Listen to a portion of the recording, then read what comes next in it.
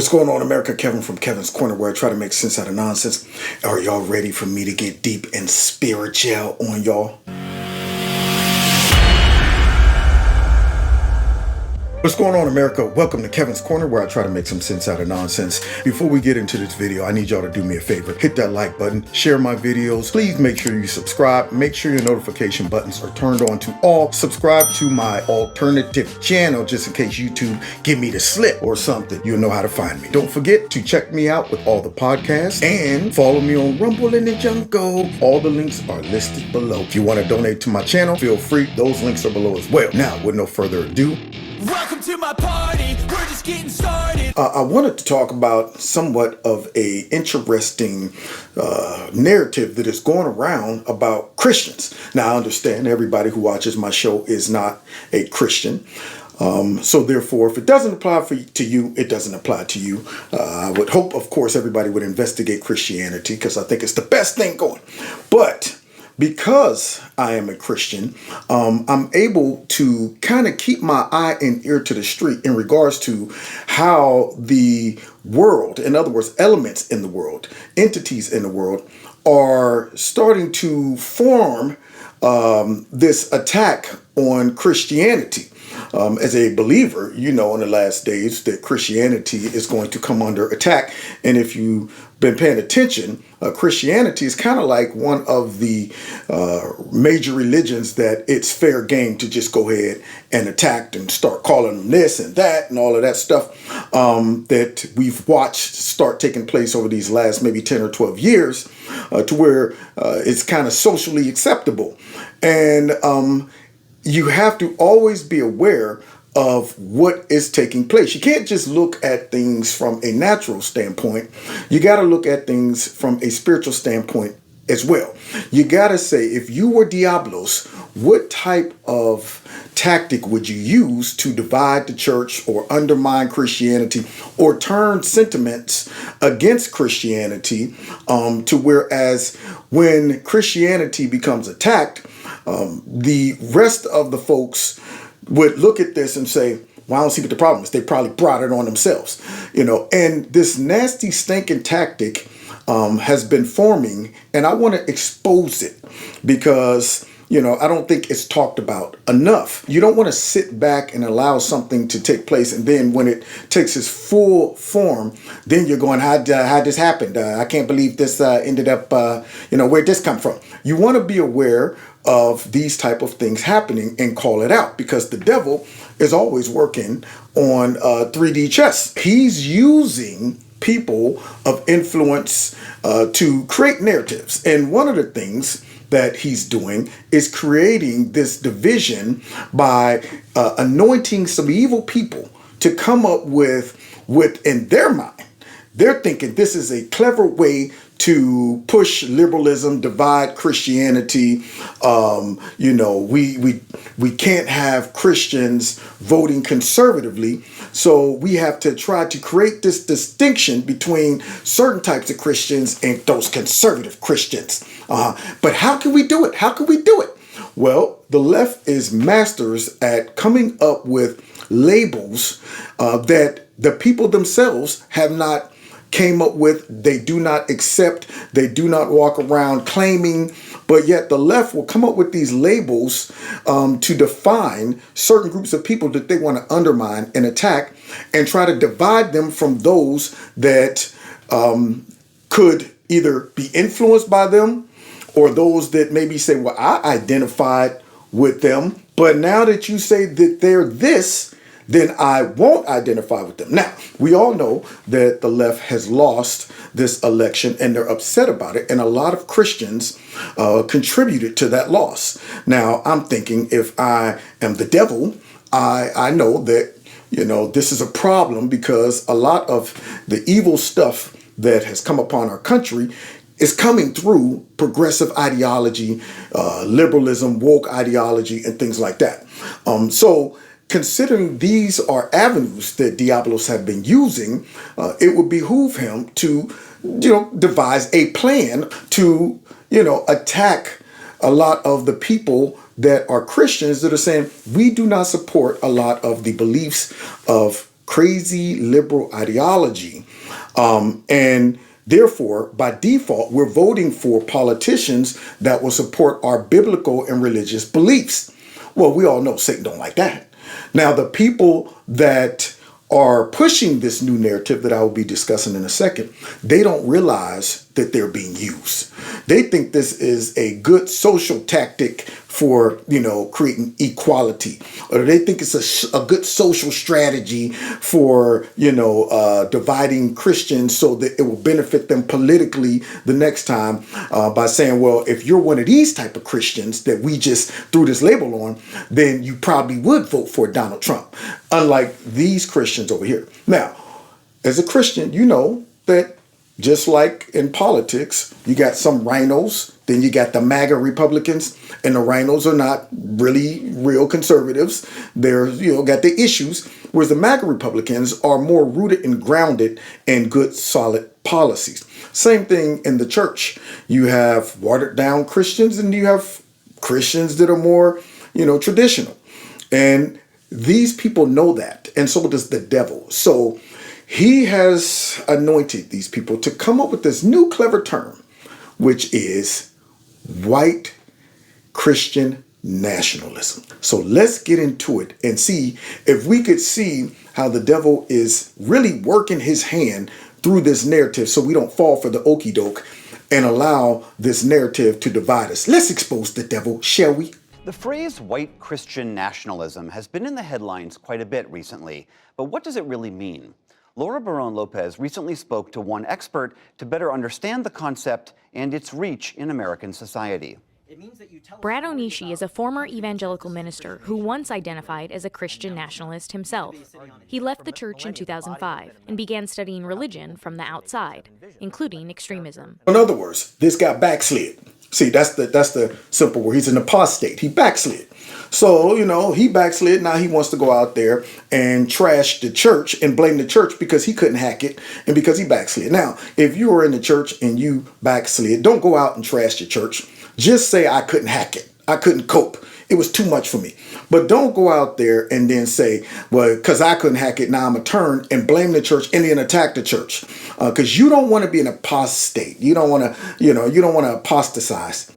He now hosts the popular podcast Straight White American Jesus and is the author of Preparing for War, the extremist history of white Christian nationalism and what comes next. So now, notice this new title, White Christian Nationalism, and he's inserting, of course, identity politics in it. So it's kind of like the same playbook, but now let's divide Christians up based on, them being white. They just can't be Christians. They're white Christians and then throw nationalism in. Hopefully people will kind of make a connection of he must be talking about white nationalism. Just take the Christian out and now you got white nationalism. But throw that in, Christian, white Christian nationalists, okay? So these people have come up with a new label that Christians got to be careful to throw off and say, look, we are not white Christian nationalists because of our beliefs. Who gives you the right to label all of us white Christians as white Christian nationalists? That's a term you guys came up with for this purpose only, because now they're going to assign all kind of attributes to this label. Yeah, see, they're going to come up with their own definition of what white Christian nationalist is instead of really asking Christians, because we ain't got no such thing as a white Christian nationalist, asking Christians, what do you believe? Okay, and it has nothing to do with you being white, but they're going to insert some identity politics that would really be the sauce, right? The little bit of sauce on the top of it, so that people that don't see the demonic attempt to, destroy the church, divide Christians, they won't see it because hopefully they'll be blinded by white Christian nationalists. See, I began by asking him what that term actually means.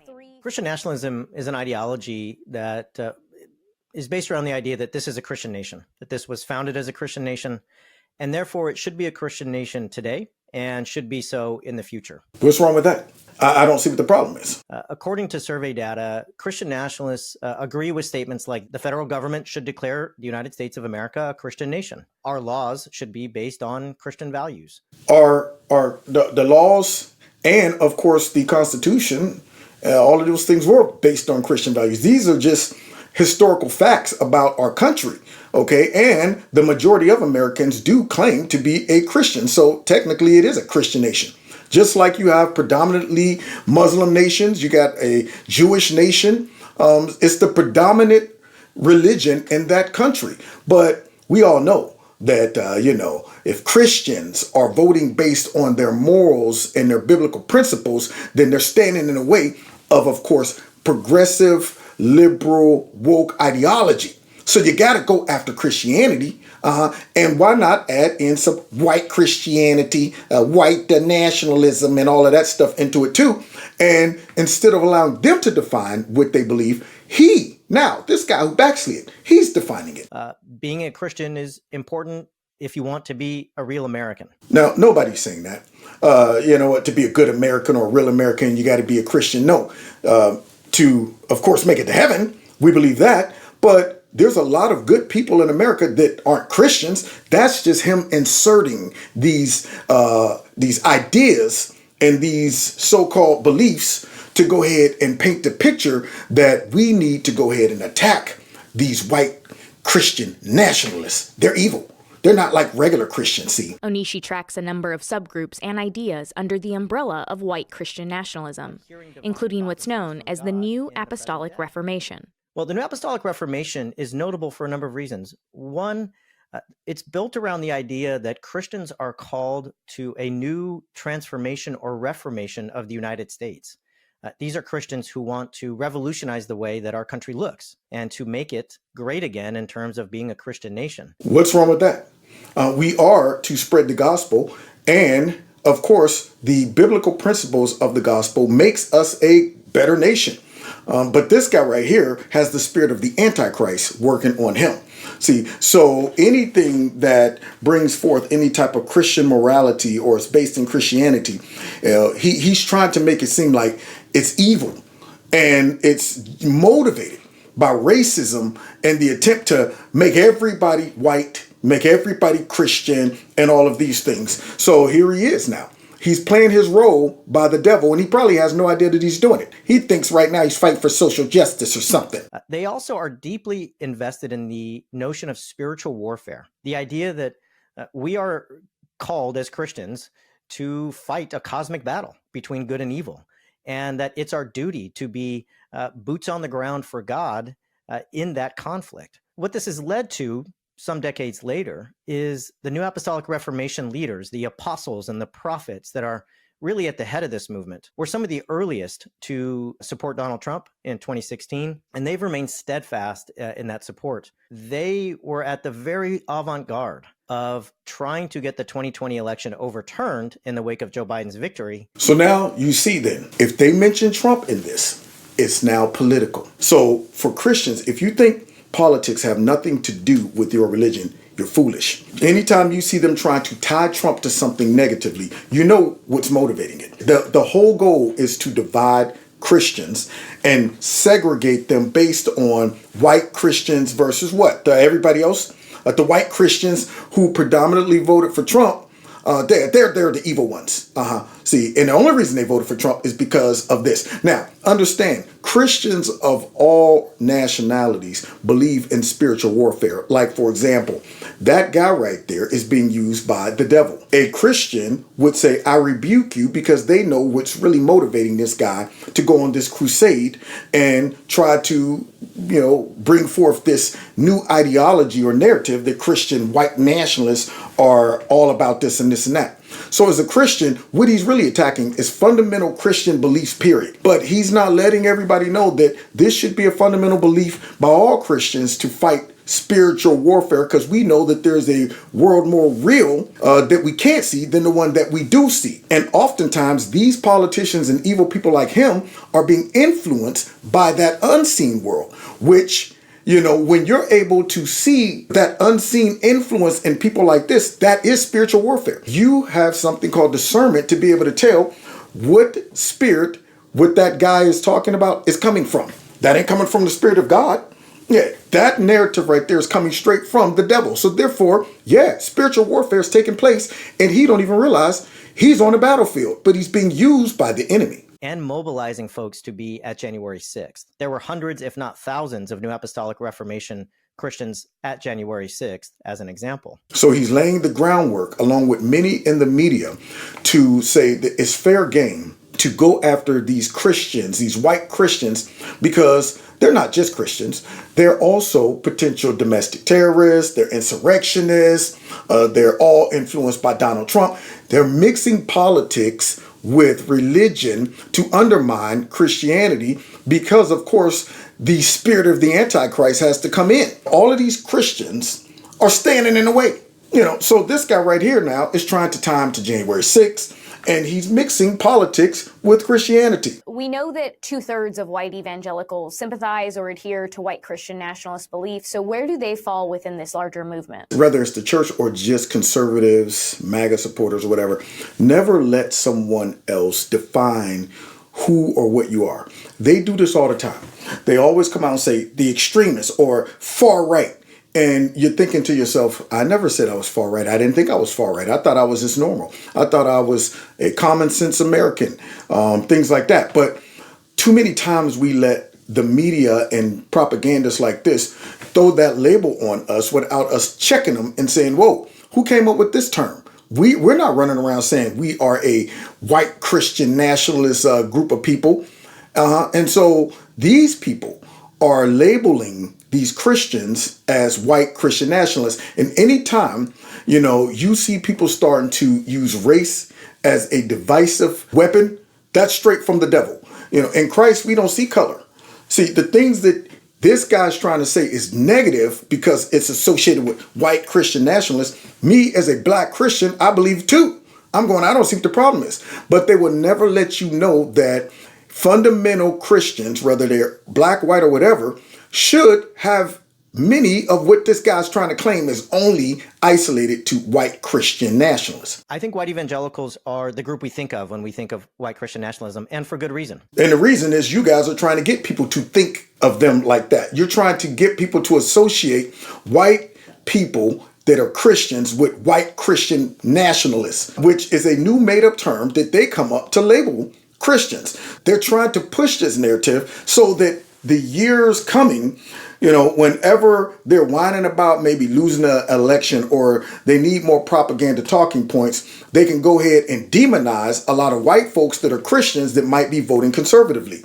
So now anytime you see them mixing politics with religion, we know that the devil's mixed in there because the Antichrist is going to come through the political realm.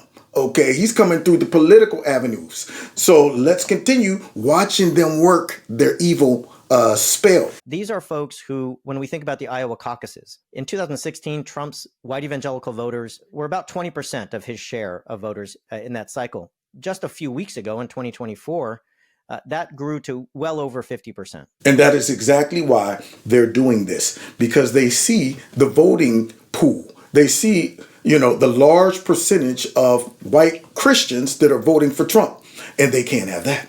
So they have to attack them by, of course, using identity politics and labeling them as some type of extreme, group of Christians, some far right extremist group of Christianity. White evangelicals remain committed to the MAGA movement, and one of the key indicators of why is Christian nationalism. Are there leaders across these subgroups of white Christian nationalism that are tied to the former president directly or to his larger network? Yes.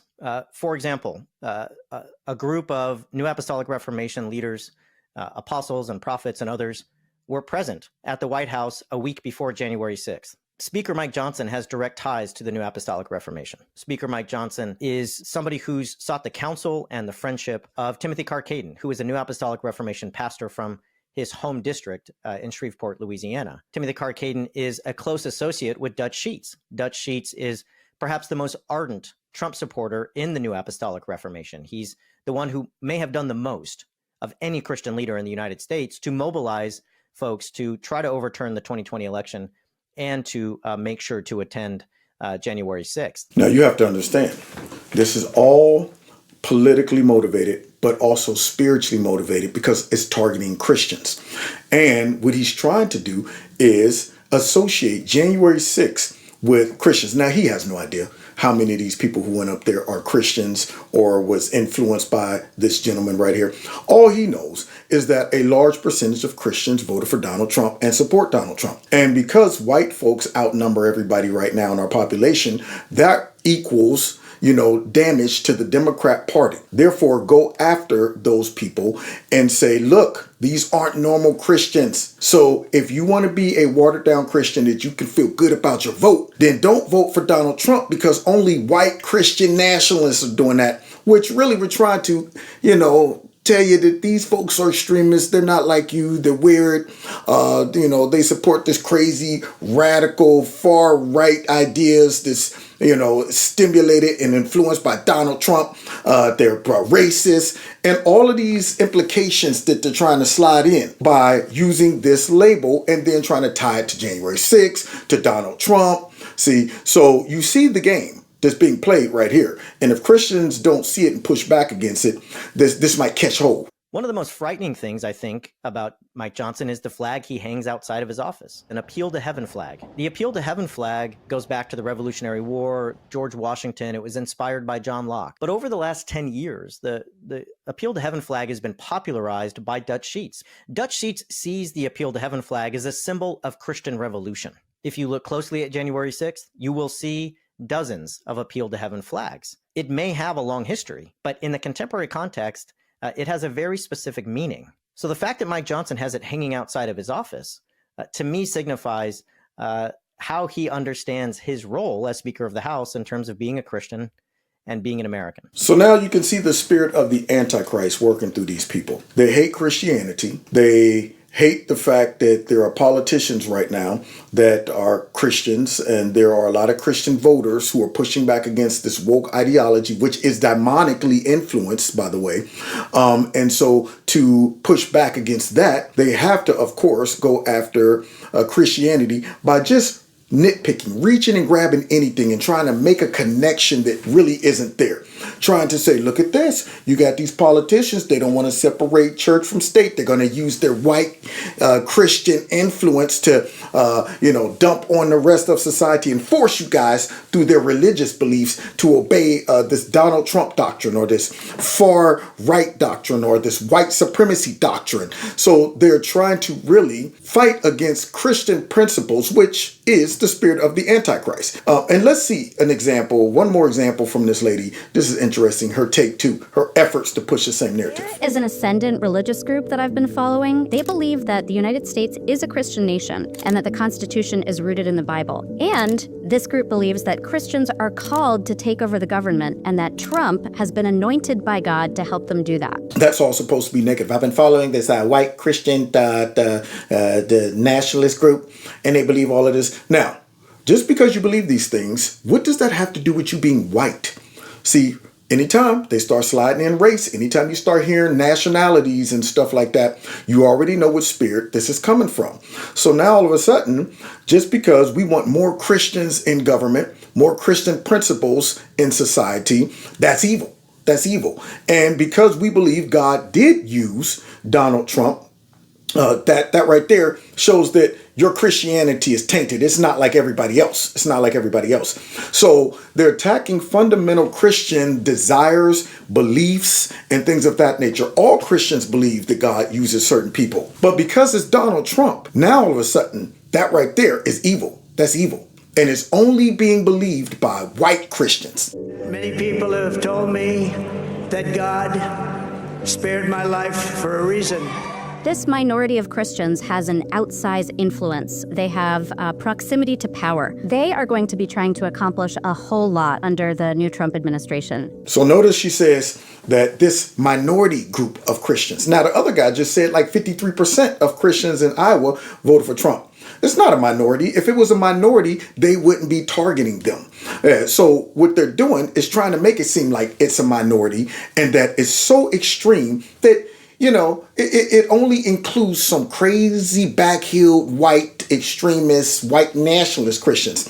They want the rest of the so-called more, progressive Christians or, they want them to disassociate themselves from these people and vote for Democrats. There you go. because only these small group of extreme white nationalist Christians are supporting Trump and believe that Trump is anointed by God. The rest of you Christians aren't like them. They're the outlier. And in reality, they're not. We're all the majority. But they can't divide us based on black Christians and this and this and that. So they got to go after the largest group of the pie, which are white Christians right now, and portray them to be, of course, motivated by some type of racism or voodoo ideas or something. We're going to protect Christianity, and I can say that. I don't have to be politically correct. Here are 5 things that they definitely have in their to-do list.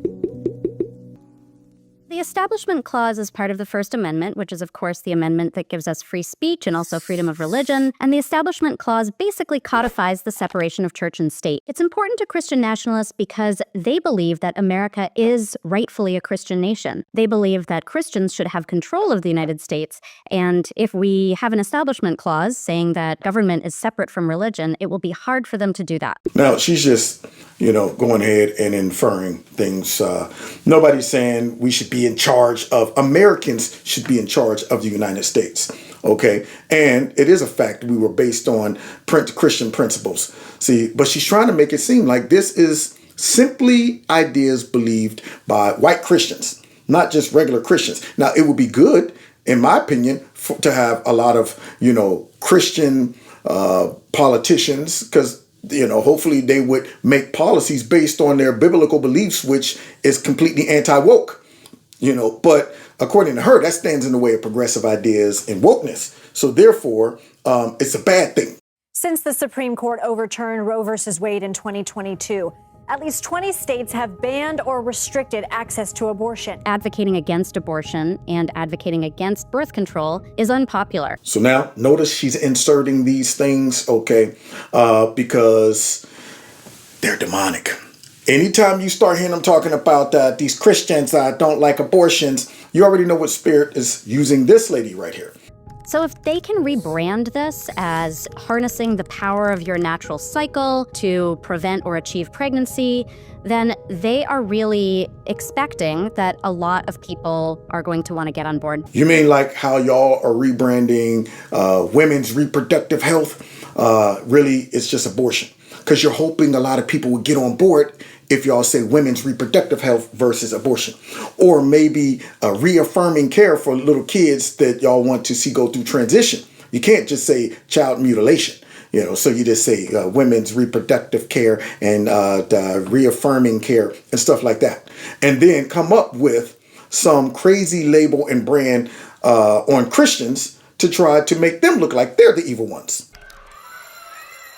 Louisiana Governor Jeff Landry signed into law a bill requiring the 10 Commandments be easily readable on a poster-sized display in every publicly funded classroom in the state. Trump has said several times that he plans to dismantle the Federal Department of Education. We should abolish the Department of Education. Anytime you see Trump or politics inserted in this idea, this narrative, you already know what it is. Spirit of the Antichrist. And the desire is to attack Christian voters.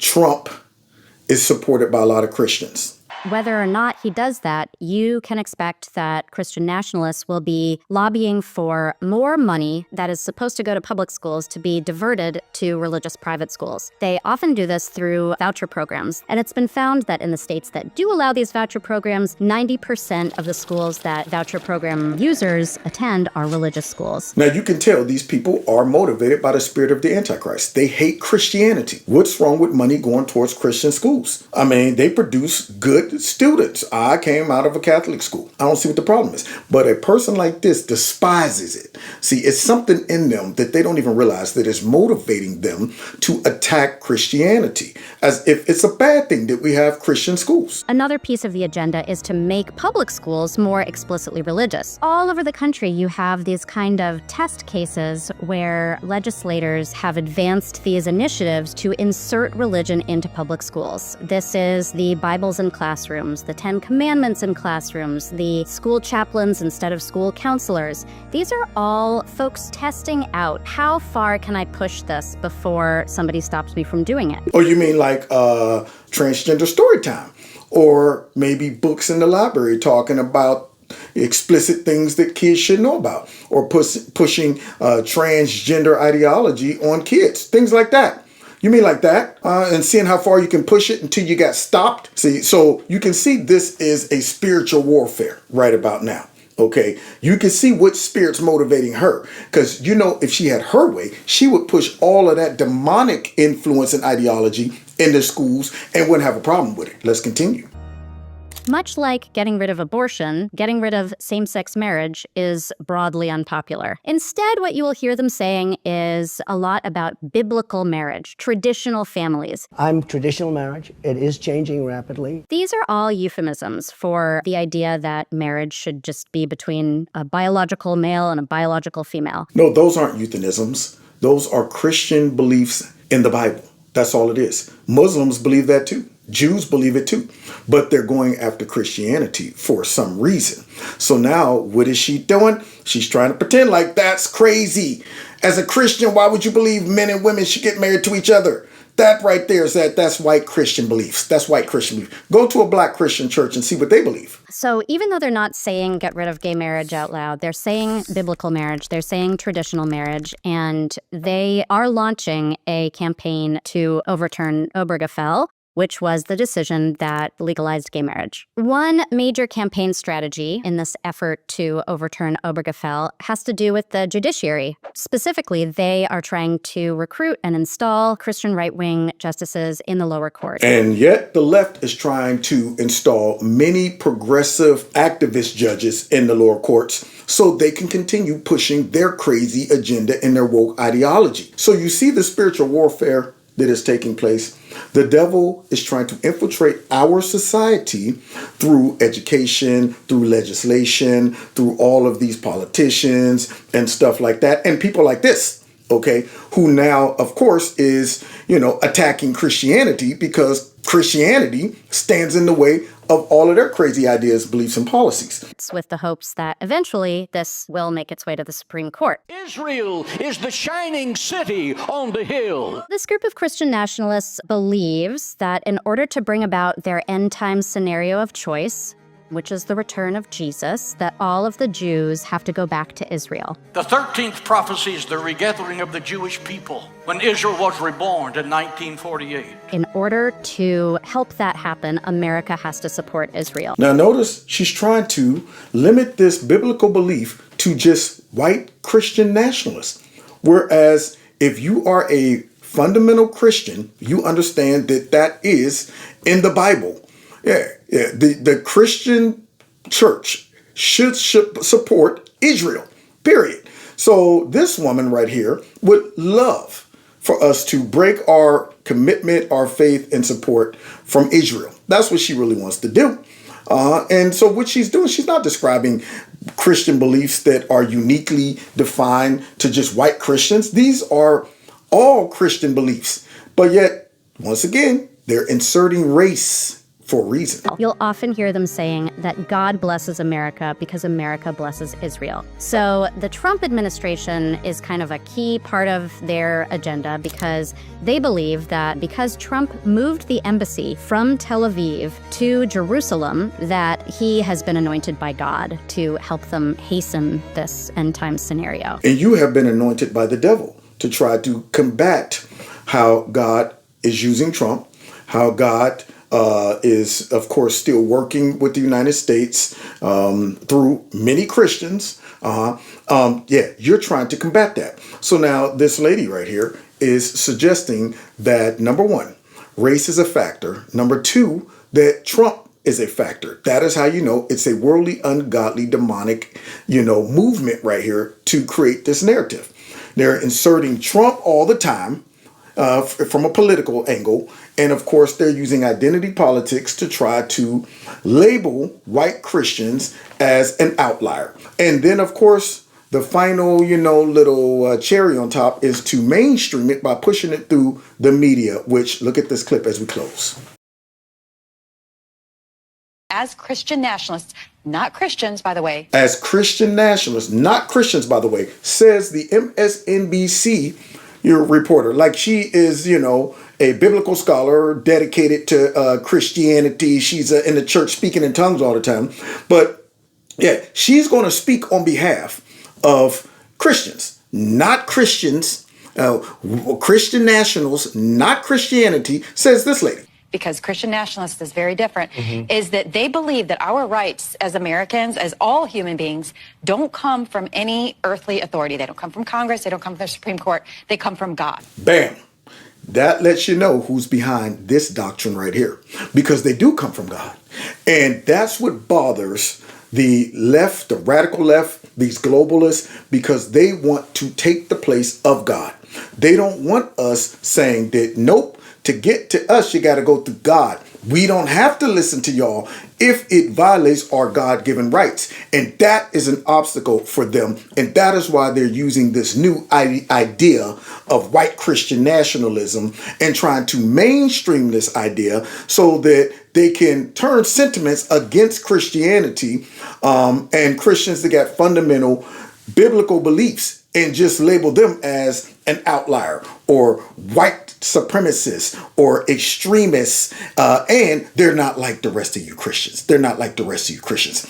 So you see the attempt right here, and I wanted to call it out because when I saw this clip, I said, you nasty thing, you. Yeah, you would love to put government in charge of us like the one world government is going to be eventually, instead of allowing Christians to say, yeah, my beliefs, my rights are given by God, because my hope is built on nothing else but Jesus Christ and righteousness. So that's what burns them up. And it burns them up that we are able to see their demonic attempts and influence.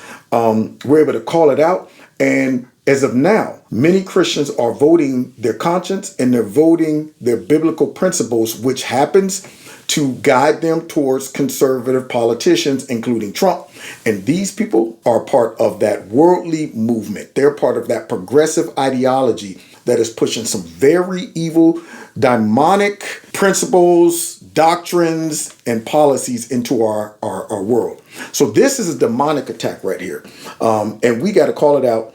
And definitely don't let them walk around labeling us as something that we're not. Now, God bless y'all. God bless America. If you're a Christian, maybe this goes ahead and sinks in. But if you're not, you probably got something out of it anyway. So don't forget to hit that like button, share, just subscribe to my channel. Make sure you hit that notification button. All right. And yeah, other than that, we'll see y'all next time in Kevin's Corner. God bless.